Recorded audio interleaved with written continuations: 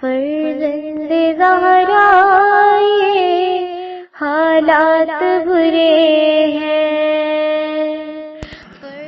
کاشانہ بصیرت ایک ایسا مکمل یوٹیوب چینل جس پر محروم بصارت کے لیے بالخصوص اور تمام افراد کے لیے بالعموم سینکڑوں کی تعداد میں اسلامی کتب دستیاب ہیں۔ لہذا گزارش ہے کہ آپ اپنی ذمہ داری نبھاتے ہوئے کاشانہ بصیرت کو سبسکرائب کرنے کے ساتھ ساتھ بیل آئیکن کو پریس کیجئے تاکہ آپ علم کے حصول کے ساتھ ساتھ مذہب اہل بیت کی اشاعت میں بھی اہم کردار ادا کرتے رہیں۔ کاشانہ بصیرت۔ فرزند زہرا یہ حالات برے ہیں۔ بسم اللہ الرحمن الرحیم۔ السلام علیکم۔ یہ کتاب آپ کے لیے کاشانہ بصیرت کی یوٹیوب چینل کی جانب سے ریکارڈ کی جا رہی ہے۔ نام کتاب حیات القلوب، جلد سوم، در بیان امامت، مؤلفہ علامہ سید محمد باقر مجلسی علیہ رحمہ۔ دوسرا باب 10ویں فصل آیت نور کی تفسیر اہل بیت کے 7 کا بقیہ حصہ، صفحہ نمبر 194۔ 8ویں آیت نمبر 28 سورہ حدید، پارہ نمبر 27۔ مفسرین نے یوں ترجمہ کیا ہے، یعنی اے وہ گروہ جو خدا کی یگانگت پر ایمان لائے ہو اور موسیٰ اور عیسیٰ کی تصدیق کرتے ہو، خدا کے عذاب سے پرہیز کرو اور رسول خدا پر ایمان لاؤ، یا یہ کہ وہ لوگوں جو خدا اور رسول پر ظاہر میں ایمان لائے ہو اور رسول پر دل سے ایمان لاؤ، تاکہ خدا تم کو اپنی رحمت سے وہ حصہ اس نور کا عطا فرمائے جس کی روشنی میں قیامت کے روز راستہ چلو اور خدا تم کو بخش دے، اور خدا بخشنے والا مہربان ہے۔ بعضوں نے کہا کہ یہ نور سے مراد قرآن ہے۔ کلینی اور ماہیار وغیرہ نے بسند ہائے بسار حضرت روایت کی کہ کفلین سے مراد جناب امام حسن اور جناب امام حسین علیہم السلام ہیں۔ تمہارے واسطے وہ امام مقرر کرے جن کی تم پیروی کرو۔ ابن ماہیار نے دوسری سند سے روایت کی کہ حضرت امام محمد باقر علیہ السلام نے فرمایا کہ کفلین سے مراد حسنین علیہم السلام ہیں، یعنی ایسا امام میں عادل جس کی اقتداء کریں اور وہ علی علیہ السلام ہے۔ ایذن جابر بن عبداللہ انصاری سے بسند معتبر روایت ہے کہ کفلین سے حسنین اور نور سے حضرت علی علیہ السلام مراد ہیں، اور فرات نے بھی انہی ابن عباس سے اسی مضمون کی روایت کی ہے۔ ایذن حضرت امام محمد باقر علیہ السلام سے روایت کی کہ کفلین سے مراد حسنین ہے۔ اس کے بعد فرمایا کہ جس کو خدا گرامی کرتا ہے یا جس کو ہمارے شیعوں میں سے قرار دیتا ہے، کوئی بلا بھی جو اس کو دنیا میں پہنچتی اس کو ضرر نہیں پہنچا سکتی، اگرچہ وہ زمین کی گھاس کھانے کے علاوہ کسی چیز پر قادر نہ ہو۔ مولوی فرماتے ہیں کہ رحمت سے مراد رحمت اخروی ہے یا رحمت دینوی، اور چونکہ امام خدا کی رحمتوں اور نعمتوں میں سب سے بڑی نعمت اور رحمت اس کے بندوں پر ہے، ان حدیثوں میں دونوں رحمتوں کے مصداق اعظم کو بیان فرمایا، اور احتمال ہے کہ امام ناطق اور امام صامت ہر زمانے میں دونوں مراد ہوں، اور ان دونوں معصوموں کا ذکر مثال کے طور پر ہو جو آیت کے نازل ہونے کے وقت موجود تھے، اور یہ بھی احتمال ہے کہ کفلین سے مراد دنیاوی اور اخروی دونوں نعمتیں مراد ہوں، اور چونکہ حضرت امام حسن علیہ السلام نعمت دنیاوی کے سب سے بڑے مصداق تھے، اس اعتبار سے معاویہ سے صلح کیا اور شیعوں کی جانیں محفوظ کر لیں، اور حضرت امام حسین سب سے بڑے مصداق نعمت اخروی کے تھے جن کے اصحاب شہادت کے سب سے بلند درجے پر فائز ہوئے۔ اسی سبب سے ان دونوں بزرگوں کی تخصیص فرمائی، اور آیت میں جو تمشون وارد ہوا اس کی بنا پر ممکن ہے کہ روحانی مشی چلنا مراد ہو، جس سے عقلی کمالات کے درجے اور اخروی مراتب حاصل ہوتے ہیں، اور ممکن ہے کہ مشی سے مراد قیامت ہو، جیسا کہ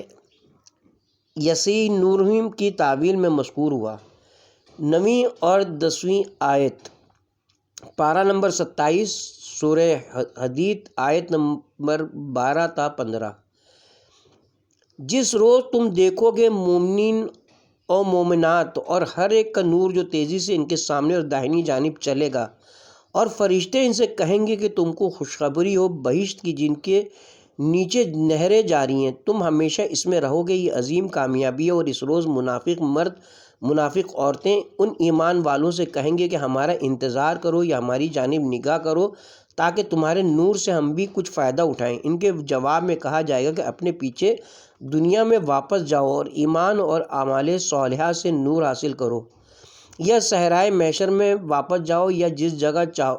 چاہو جاؤ، کیونکہ ہم سے تم کو کچھ حصہ نہیں ملے گا۔ پھر ان مومنین اور منافقین کے درمیان ایک دیوار کھینچ دی جائے گی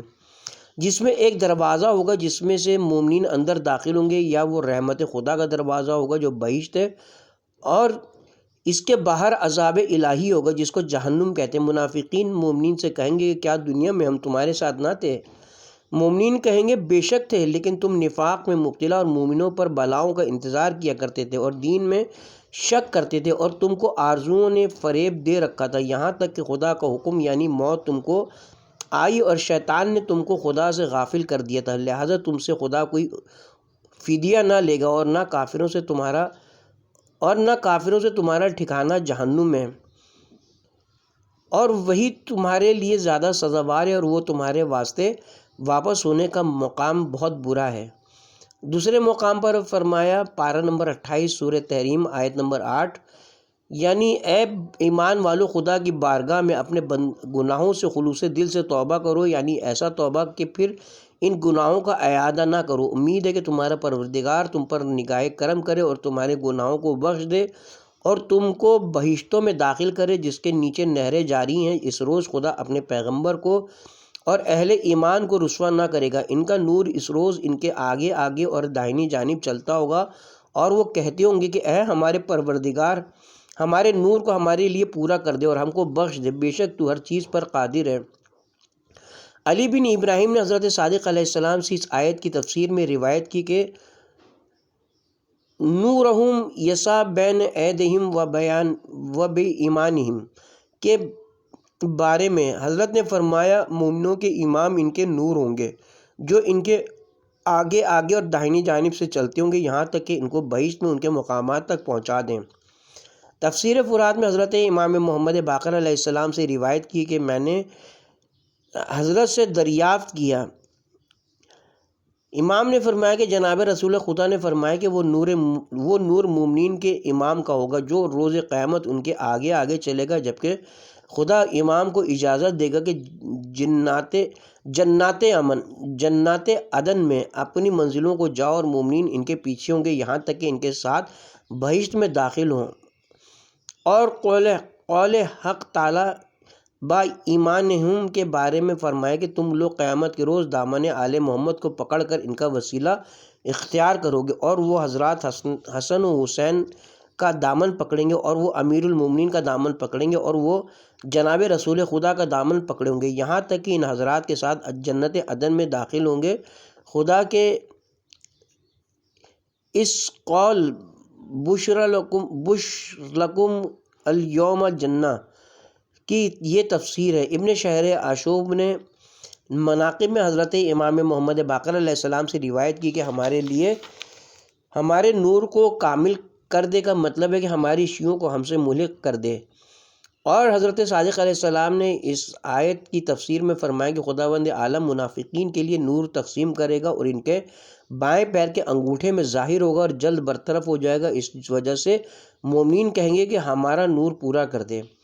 علی بن ابراہیم نے حضرت امام محمد باقر علیہ السلام سے روایت کی کہ جس شخص کے لیے قیامت میں نور ہوگا وہ نجات پائے گا، اور ہر مومن کے لیے ضرور نور ہوگا۔ ایزن تفسیر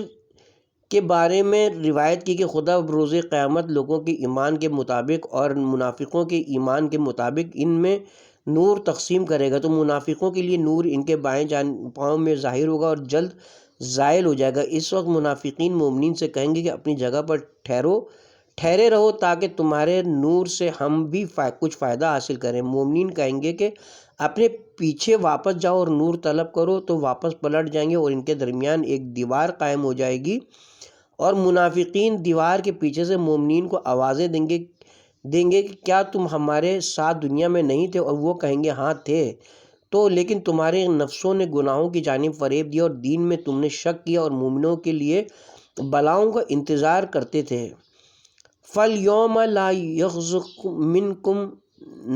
نَدِيَا، امام نے فرمایا کہ خدا کی قسم اس آیت سے مقصود یہودی اور نصارہ نہیں ہے، اور خدا نے کسی کو سوائے اہل قبلہ کے مراد نہیں لیا ہے، یعنی آتش جہنم تمہارے لیے زیادہ سزاوار ہے۔ اور جناب امیر علیہ السلام کے خطبہ غدیر میں مذکور ہے کہ سبقت کرو اس امر کی جانب جو تمہارے پروردگار کی خوشنودی کا باعث ہے، قبل اس کے کہ کوئی دیوار تمہارے درمیان کھینچ دی جائے جس کے اندر رحمت اور باہر عذاب ہو۔ اس وقت تمہاری فریاد پر توجہ نہ کی جائے گی اور تم نالہ و زاری کرو گے اور اس کی پرواہ نہ کی جائے گی۔ کتاب خسائل میں حضرت حدیث طویل میں روایت کی کہ جناب رسول خدا نے فرمایا کہ روز قیامت میری امت کے لیے 5 علم ہوں گے۔ پہلا علم اس امت کے علم، معاف کیجیے گا یہ لفظ علم ہے، 5 علم ہوں گے۔ پہلا علم اس امت کے فرعون کے ساتھ آئے گا جو منافق اول ہے، دوسرا علم اس امت کے سامری کے ساتھ آئے گا جو منافق دوم ہے، تیسرا علم اس امت کے جاسلیق کا ہوگا جو منافق سوم ہے، چوتھا علم معاویہ کا ہوگا، پانچواں علم اے علی تمہارا ہوگا جس کے سائے میں مومنین ہوں گے اور تم ان کے امام ہوگے۔ پھر ان 4 علم والوں سے خطاب ہوگا کہ واپس جاؤ اور نور طلب کرو۔ پھر ان کے درمیان ایک دیوار کھینچ دی جائے گی جس میں ایک دروازہ ہوگا، اس کے اندر کی جانب رحمت ہوگی جس میں میرے شیعہ اور موالی ہوں گے، اور جو لوگ میرے ساتھ ہوں گے ان لوگوں نے میرے ساتھ رہ کر باغیہ فرقے اور راہ راست سے منحرف ہو جانے والوں کے ساتھ جنگ کی ہوگی۔ دروازے رحمت سے مراد میرے شیعہ ہیں، گروہ باغیہ وغیرہ منافقین میرے شیعوں کو ندا دیں گے کہ کیا ہم تمہارے ساتھ دنیا میں نہ تھے، آخر تک جیسا کہ گزرا۔ اس کے بعد حضرت نے فرمایا کہ پھر میرے شیعہ اور میری امت کے مومنین حوض کوثر پر وارد ہوں گے، اور درخت اوسج کا ایک عصا میرے ہاتھ میں ہوگا جس سے میں اپنے دشمنوں کو حوض کوثر سے اس طرح ہکاؤں گا جس طرح اونٹ ہکائے جاتے ہیں۔ خسائل میں جابر انصاری سے روایت کی ہے کہ وہ کہتے ہیں کہ میں جناب رسول خدا کی خدمت میں حاضر تھا، حضرت نے امیر المومنین سے فرمایا کہ خدا نے تمہارے شیعوں اور محبوں کو 7 خصلتیں عطا فرمائی ہیں۔ نمبر 1 مرنے کے وقت نرمی قبر کی،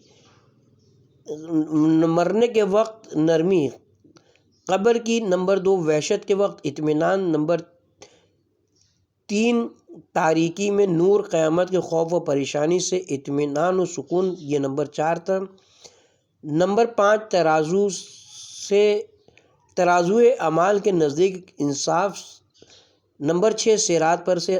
آسانی سے گزرنا، اور بہشت، نمبر 7 بہشت میں سب سے پہلے داخل ہونا۔ اس کے بعد اس آیت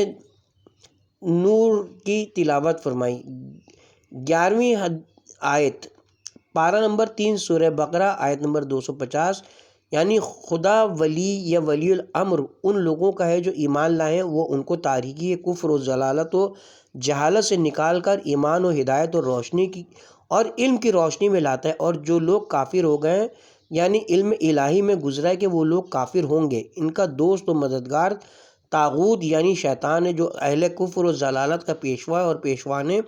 کفر و ضلالت ان کو نور ایمان و علم و ہدایت سے یا ان امور کی قابلیت سے نکال کر کفر و فسق کے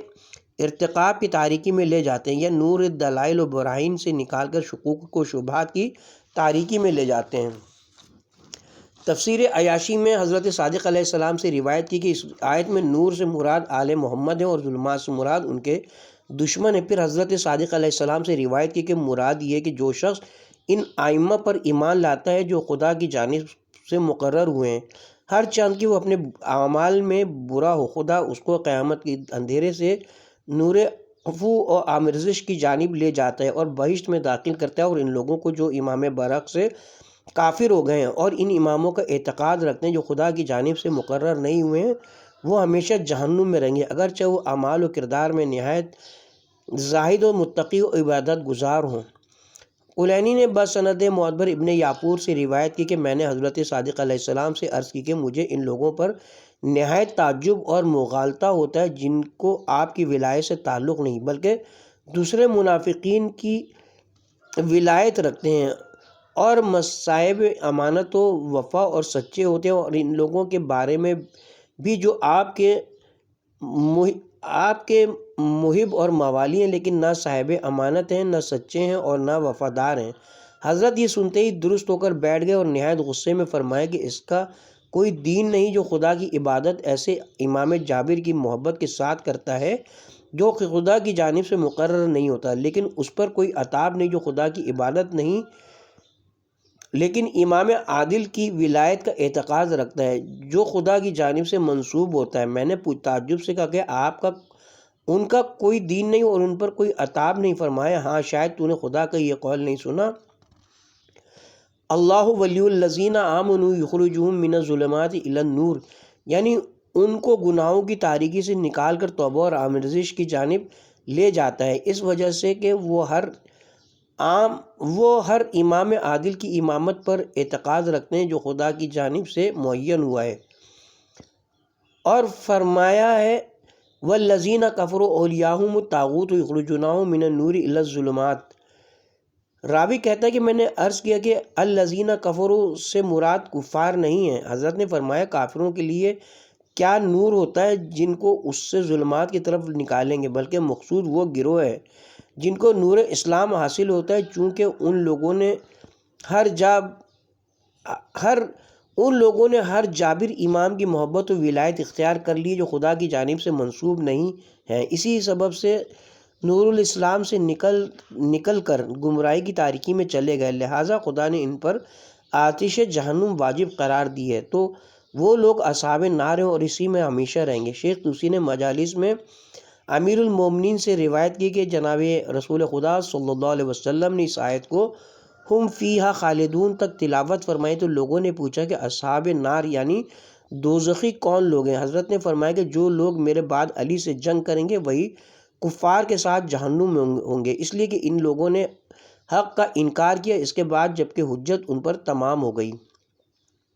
12ویں آیت سورہ پارہ نمبر 6 سورہ نساء آیت نمبر 174 و 175،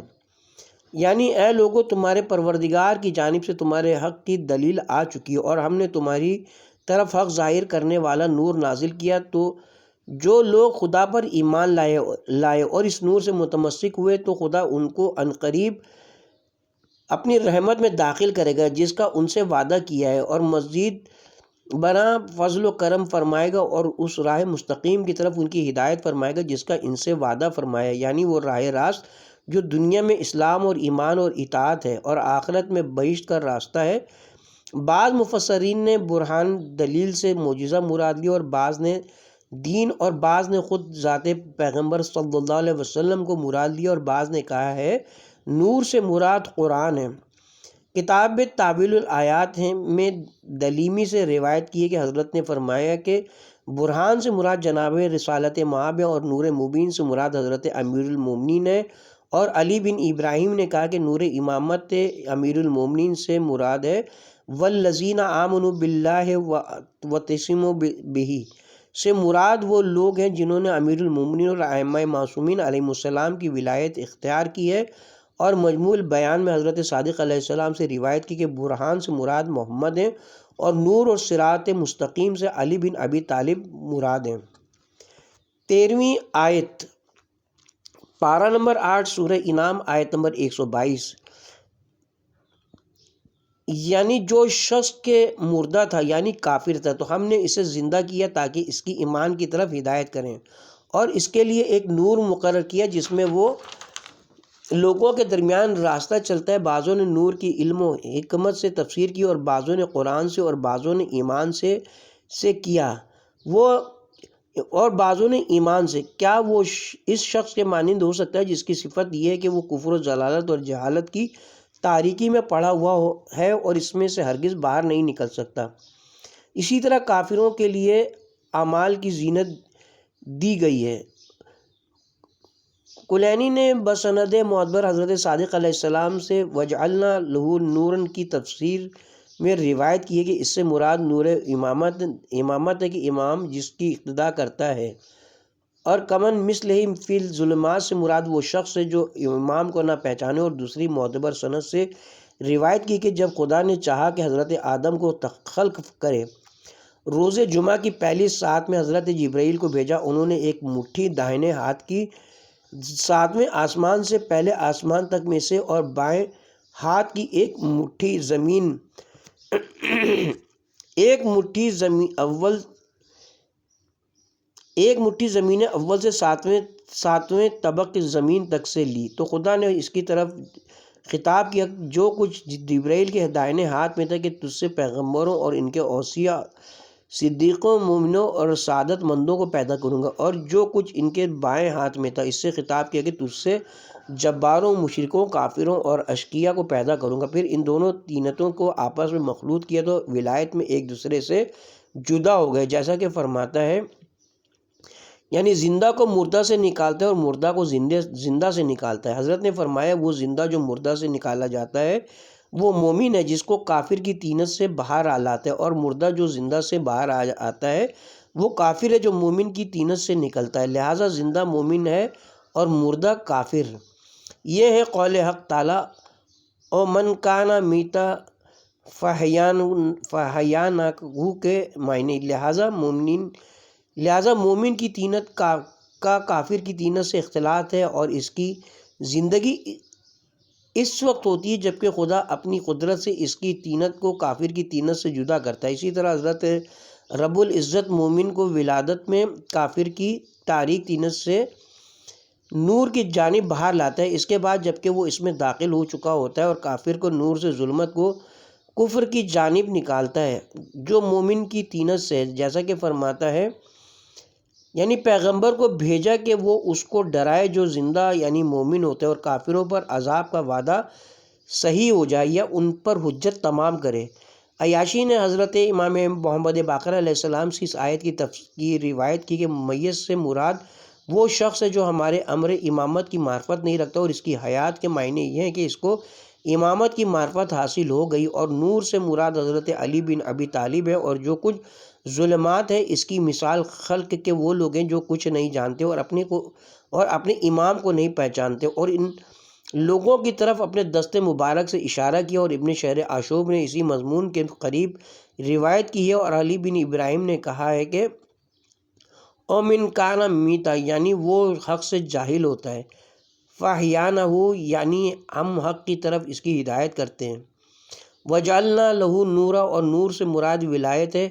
کمن مثلہ فی الظلمات یعنی ائمہ کی ولایت کے بارے میں حق سے بے بہرا ہیں۔ چوتھی آیت پارہ نمبر 29 سورہ نوح آیت نمبر 28 یعنی اے میرے پروردگار مجھ کو اور میرے پدر کو بخش دے، اور جو میرے گھر میں صاحب ایمان داخل ہو اس کو اور مومن مردوں اور مومنہ عورتوں کو اور ظالموں کے لیے ہلاکت کے سوا اور کچھ چیز مت بڑھا۔ علی بن ابراہیم نے حضرت صادق علیہ السلام سے روایت کی کہ بیعت سے مراد ولایت ہے کہ جو شخص ولایت قبول کرتا ہے گویا کہ وہ پیغمبروں کے گھروں میں داخل ہوا۔ مولوی فرماتے ہیں کہ بہت سے بیت معنوی ہیں جیسا کہ پہلے گزر چکا، یعنی عزت و کرامت و اسلام و ایمان کا خاندان، تو جو شخص ان کی ولایت اختیار کرتا ہے تو وہ اسی خاندان میں داخل ہو گیا اور ان سے ملحق ہو گیا، لہٰذا شیعان علی جو اہل ولایت ہیں اس گھر میں داخل ہیں اور دعائے نو میں شامل ہیں۔ شیخ تبریسی نے کہا کہ بیت سے مراد یا آن حضرت کا گھر ہے یا کشتی، اور بعضوں نے کہا ہے کہ خانہ محمد مراد ہے، اور مومنین سے مراد یا تو مومنین ہے یا امت محمد صلی اللہ علیہ وسلم ہے۔ کلینی اور ابن ماہیار نے حضرت امام موسیٰ کاظم علیہ السلام سے خداوند عالم کے قول کی تعویل میں روایت کی ہے، یعنی مسجدیں اللہ کی ہیں اور لہٰذا اس میں خدا کے سوا کسی کی عبادت نہ کرو۔ حضرت نے فرمایا کہ مسجدوں سے مراد خدا کے اوصیاء ہیں، اور علی بن ابراہیم نے حضرت امام رضا علیہ السلام سے روایت کی کہ مساجد سے ائمہ مراد ہیں۔ اذن ابن ماہیار نے امام موسیٰ کاظم علیہ السلام سے روایت کی کہ آپ نے فرمایا کہ میں نے اپنے پدر بزرگوار سے سنا کہ مساجد سے مراد اوصیاء اور ائمہ ہیں جو ایک کے بعد دوسرا امام ہے، لہٰذا مراد یہ کہ تم ان کے سوا کسی اور کی طرف لوگوں کی دعوت و ہدایت مت کرو، ورنہ تم اس شخص کے مانند ہو جاؤ گے جس نے غیر خدا کو پکارا ہے۔ مولوی فرماتے ہیں کہ مفسرین نے مساجد کی تعویل میں اختلاف کیا جو اس آیہ کریمہ میں وارد ہوئی ہے۔ بعض کہتے ہیں کہ وہ مقامات ہیں جو عبادت کے لیے بنائے گئے ہیں، اور بعض حدیثوں میں بھی ایسا ہی وارد ہوا ہے، اور بہت سی حدیثوں میں جناب امیر اور حضرت صادق اور امام محمد تقی علیہ السلام سے منقول ہے کہ مساجد سے مراد 7 اعضائے انسانی ہیں جن کو سجدے میں رکھنا چاہیے: پیشانی، ہاتھوں کی دونوں ہتھیلیاں، دونوں گھٹنے اور پاؤں کے دونوں انگوٹھے۔ لیکن جو تعویل ان حدیثوں میں وارد ہوئی ہے اس کی چند وجہیں ہیں۔ اول یہ کہ ان معصومین کے خانہائے مقدس ان کی حیات اور ان کی وفات کے بعد اس کے مشاہد مقدس مراد ہیں، لہٰذا ان حدیثوں میں ایک مضاف مقدر کرنا چاہیے۔ اس بنا پر ممکن ہے کہ تمام مقامات متبرکہ مراد ہوں، اور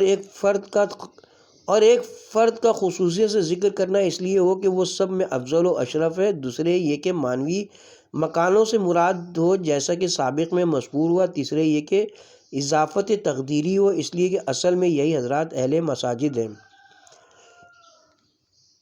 عیاشی نے حضرت صادق علیہ السلام سے آیت کی تفسیر میں روایت کی، جس کا ترجمہ یہ کہ اپنے چہروں کو ہر مسجد یعنی ہر نماز کی جگہ یا نماز کے وقت جھکاؤ۔ امام نے فرمایا کہ مسجد سے مراد ائمہ ہیں۔ کتاب کا حوالہ ہے: ممکن ہے کہ مراد یہ ہو کہ مسجد ائمہ معصومین کے گھر ہیں، یعنی چاہیے کہ ان بزرگواروں کی حیات میں ان کے خانہائے مقدسہ کی طرف ان سے علوم دین حاصل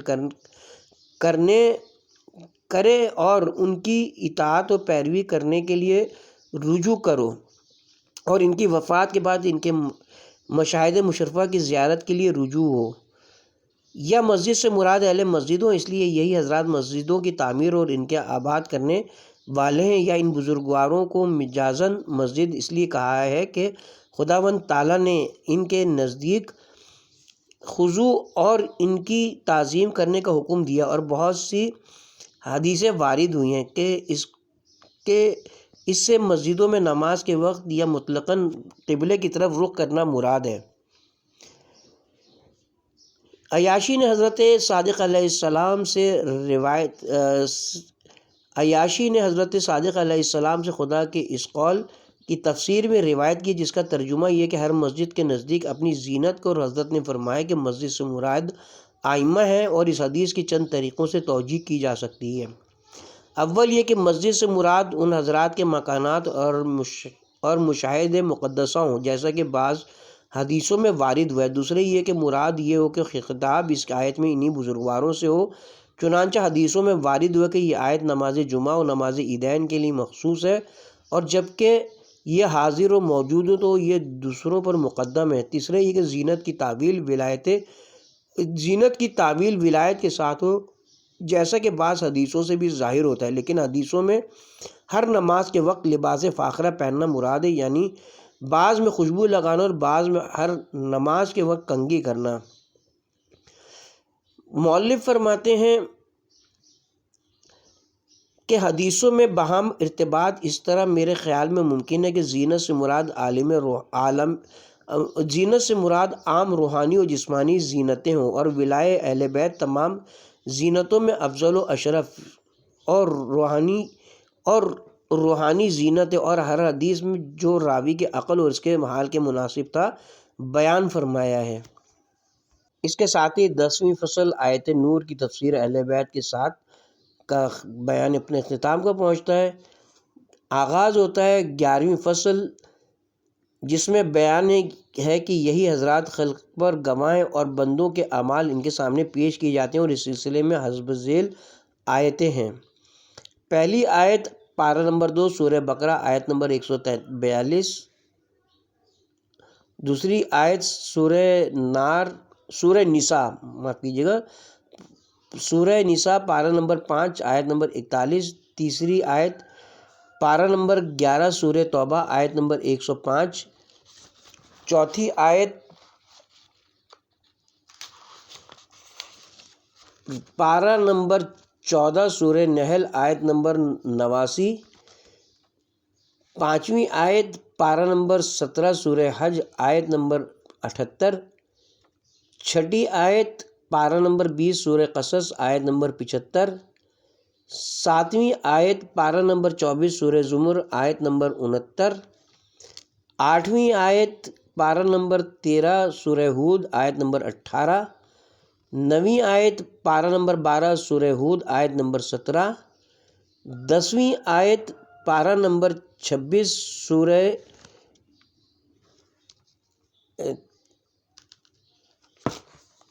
سورہ قاف آیت نمبر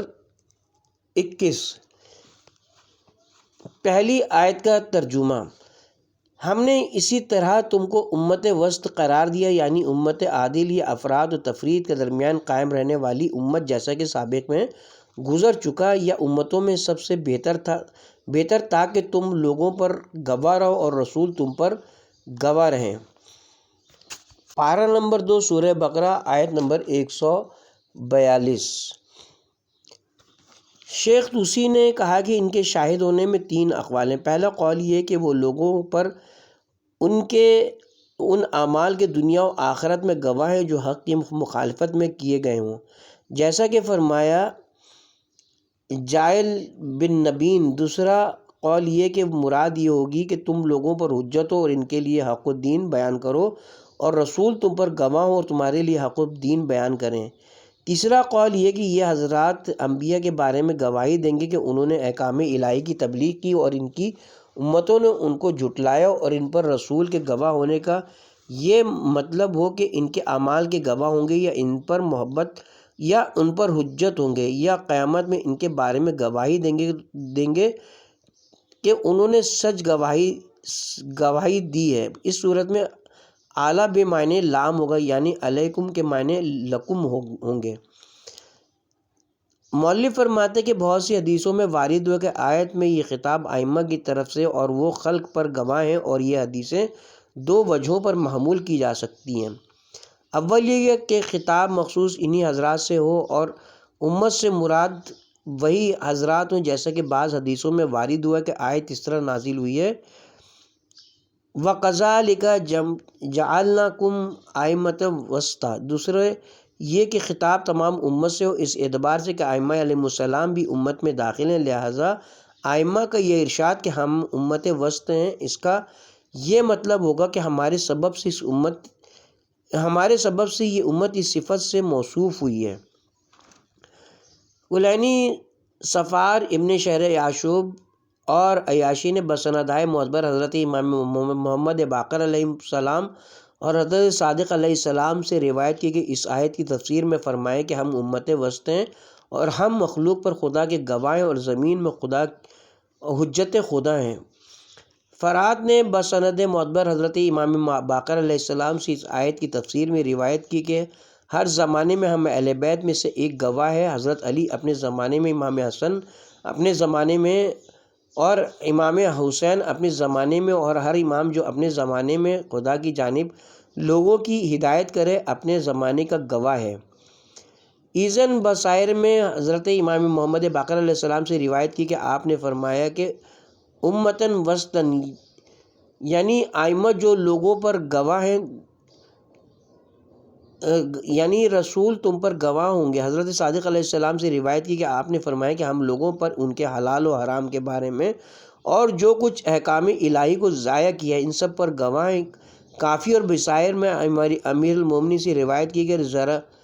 کہ خدا نے ہم کو برائیوں سے پاک اور گناہوں سے معصوم قرار دیا ہے اور اپنی مخلوق پر گواہ بنایا ہے اور اپنی زمین پر حجت قرار دیا، اور قرآن کے ساتھ ہم کو اور ہمارے ساتھ قرآن کو مقرون کیا ہے۔ ہم اس سے جدا نہ ہوں گے اور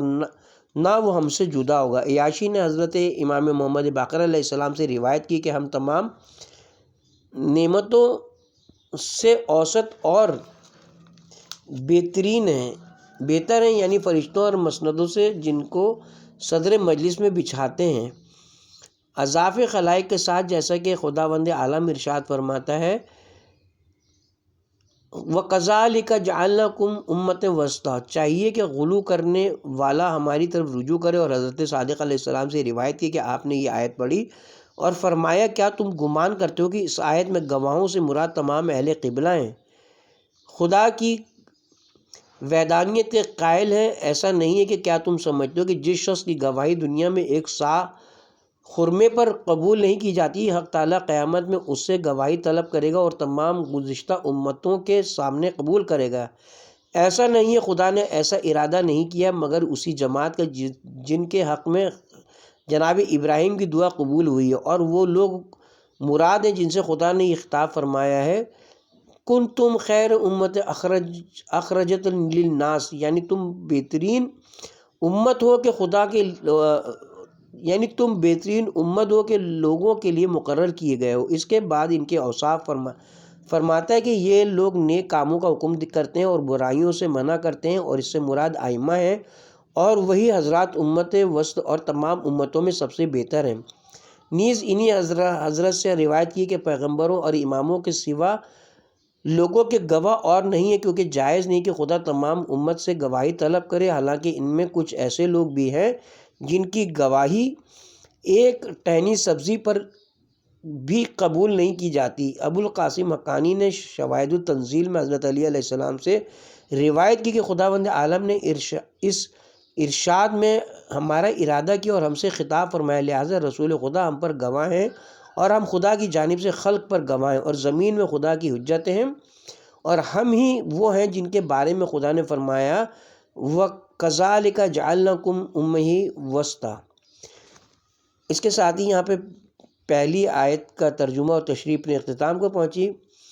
اور اب ہم یہاں پہ کتاب کے پارٹ نمبر 17 کا بھی اختتام کرتے ہیں۔ کتاب کے پارٹ نمبر 18 سے آغاز کریں گے، فیصلے 11 ائمہ اطہار خلق پر گواہ ہیں کے دوسری آیت کے ترجمے اور اس کی تفسیر سے انشاءاللہ۔